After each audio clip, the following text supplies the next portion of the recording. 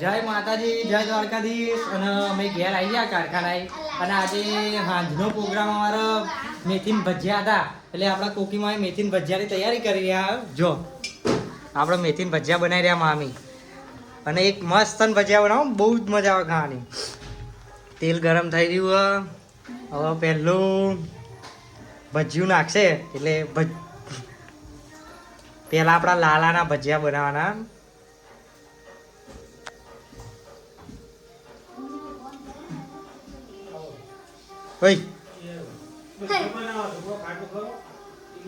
અને આજે આપડા બા આવી ગયા. Hello guys. હા ભાઈ, આપડા બા આવી ગયા. ખબર આપણે જોયા હશે તમે. જય શ્રી કૃષ્ણ કહી દો. જય શ્રી કૃષ્ણ. જય શ્રી કૃષ્ણ. અને આપડા પેલા નંગ આ રહ્યા જો, હાથ ધોઈ રહ્યા ઉભા ઉભા. નાખ્યું મારી ભજીયું.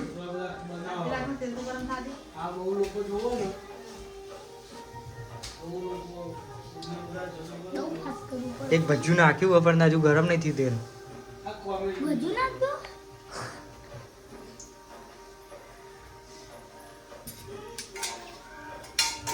રીતુ ભાભી ન લાય એવા નહીં ભજીયા, બારી નાખ.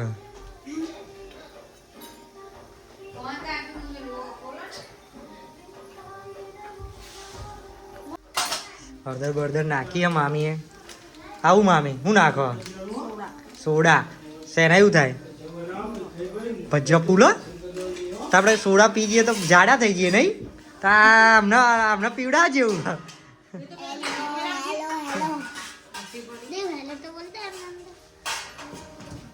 જય માતાજી, જય દ્વારકાધીશ. હા,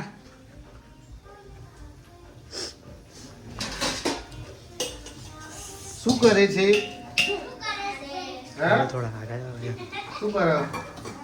ભજીયા બનાવી રહ્યા. અને આ મેથી નું શું કરી રહ્યા? આનું બનાવી રહ્યા. કે હલીમો તો ભજીયા બનાવવાના. ભજીયા કેના હલીમો તો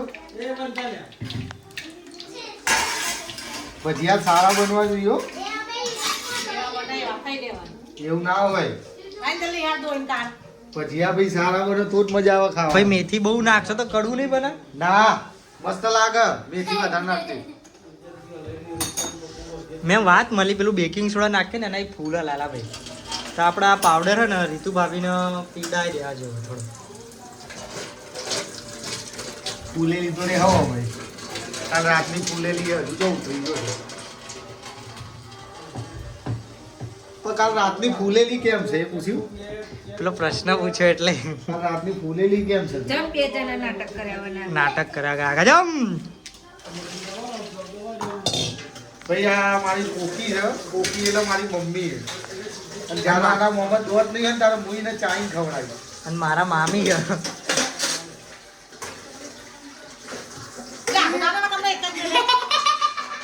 કોકી નું વળી ગયું. એટલે આ મારી ભજીયું બહાર નાખ્યું. લાય બનાવ લાય બનાવ. અને જો એક ભજીયું બનીને તૈયાર થઈ ગયું. મુના થઈ ગયું. ભગવાનને મેળવાના આપણા દ્વારકાધીશને મૂકો ભજીયો ખાય બતાવી દઈએ. ડબલું એટલે જો અમે આજે ટિફિન લઈ ગયા હતા ને તો ભૂલ થઈ જઈએ. ખુલ્લું રહી જાય ઢોળાયું બધું. તો આટલું બધું ના ભરાય. અરે આપણું ફેવરેટ ભેડાનું શાક તો આવતી ને મામી. તમે ભેડાનું શાક મોકલું નહીં ત્યારે આ ના જ મોકલો જ ને રીતુ ભાભી. હા હા જીવા નાના ભાઈ જોયું રાતની રી હતા કાઢતા હતા. મને ભેડાનું શાક ભાવતું હતું ને તો નતા મોકલતા. પેલા તો મારા ભાઈને ખાવાનું નહીં આલતી. હે રહેવાનું હોય યાર.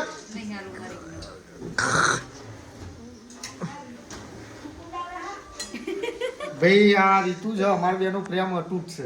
મેચિંગ જ કરે રોજ રાતે. અમારે રોજ રાતે ડેલી મેચિંગ હોય.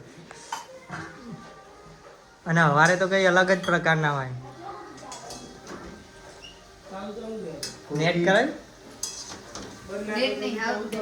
ખાસામાં ડાઉનલોડમાં વાગે. કોકી પાસપોર્ટ પકડાયું. કોકી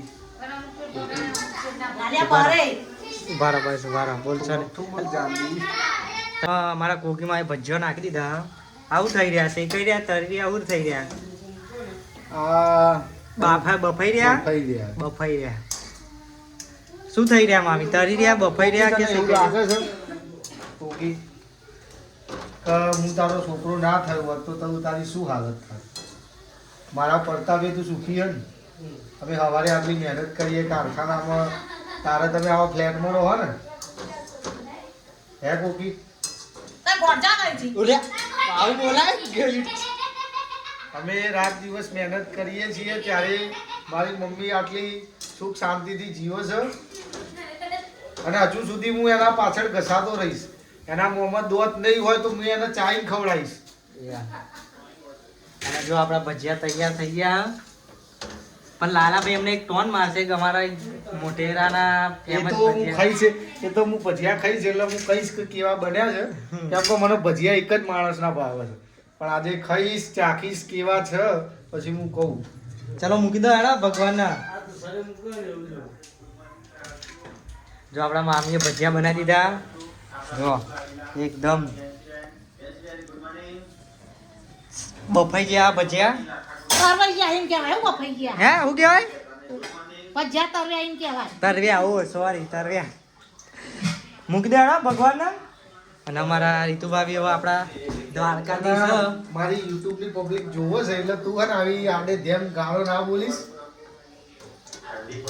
કોકી, આનું નામ છે કોકિલા બેન. કોકિલા એટલે કોયલ. પણ અવાજ તો તમે સાંભળો તો તમારા કાન ફાટી જાય. એકવાર ઓકારો એવું લે કારખાના ચાવી મૂકી દેતો ટેબલ ઉપર. ટેબલ ઉપર મેલતો આગળ. અને આપણા દ્વારકાથી આજે આપણા જો એ બી ભજીયો ખાયા. જો એ બી કઢીને ખીચડીને ભજીયો ખાઈ રહ્યા.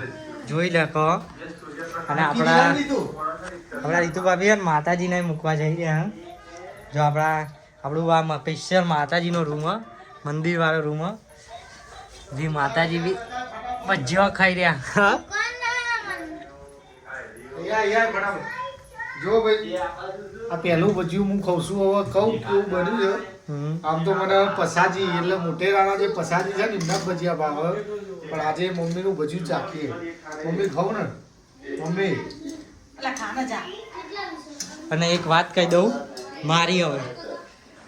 હવે આપણા છે ને મેથી ભજીયા ભાવતા હે ભાઈ બહુ મસ્ત ભજીયા બન્યા. મેથીના જ બન્યા. એટલે હું ખાવાનો હું નહીં, એટલે આપણા ચાલશે. બહુ મસ્ત ભજીયા બનાવ્યા. બહુ ભાવ મેથી ભજીયા. તમારે લારી ખોલવાની હે? મારા અને મારા મમ્મીને લારી ખોલવાની.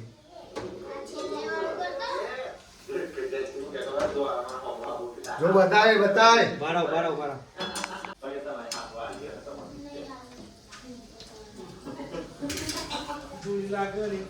આવું માયા શું કહેવાય? ખીરું. અંદર નકરી મેથી કડવું ના લાગે?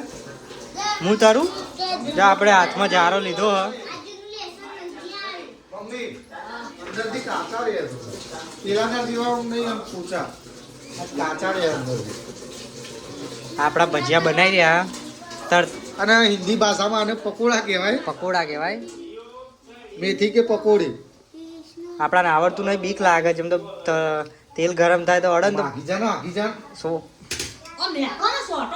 હારા એના મોનતા નહીં.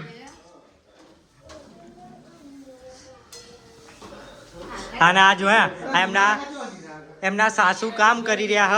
અને આ જો ટીવી જોઈ રહ્યા. હા જો ટીવી જોઈ રહ્યા. અને અહીંયા એમની સાસુ કામ કરી રહી છે. તમે બી તમારા કર્મ સારા કર્યા ને અમારા ઘેર આવવા મળ્યું. બહુ નસીબદાર છે. નસીબદાર. અને જો મામી કામ કરી રહ્યા. એમને એવું બી ના થયું લાવું ભજીયા બનાવજો.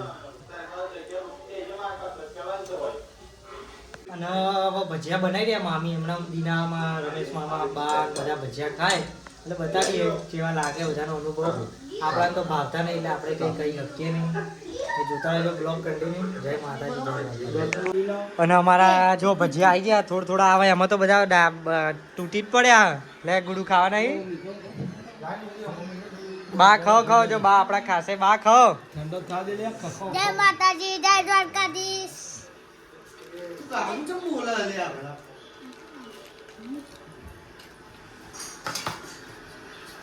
અને આપણા રમેશમાં ને ભજીયા બહુ ભાવે મેથીના. મન નહીં ભાવતા પણ મન નહીં ભાવતા.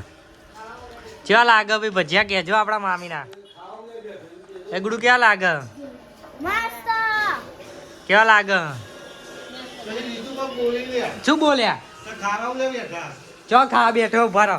એ મૂક ચો ખાવા બેઠો માં મેં ખાધા જ નહીં. ઓ માઈ ખાધું એ કે ભજીયું પૂછી જો.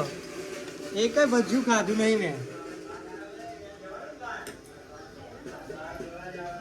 અને આ બાજુ બની રહ્યા હા લાઈવ.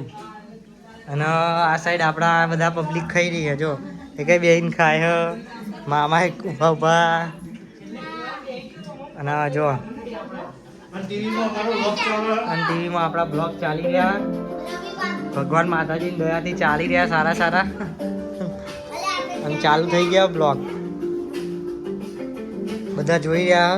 બહુ દિવસ પછી ચાલુ કર્યા બ્લોગ. ખાતા ખાતા જોતા.